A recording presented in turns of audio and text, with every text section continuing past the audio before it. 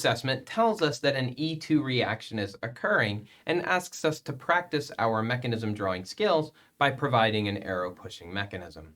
I've gone ahead and numbered the carbons that matter, 1, 2, 3, and 4, just so we realize that the chlorine is attached to carbon 2, but our new double bond is going to form between carbon 3 and carbon 2. What this implies is that there's going to be a hydrogen that is lost from carbon 3 as part of this E2 elimination.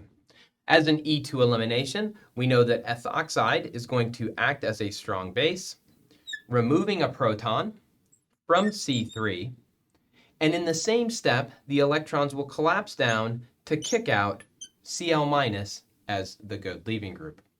This reminds us that in addition to the product shown here, we're also going to have a molecule of ethanol formed, which also happens to be the solvent, and we're going to produce Cl-, our excellent leaving group.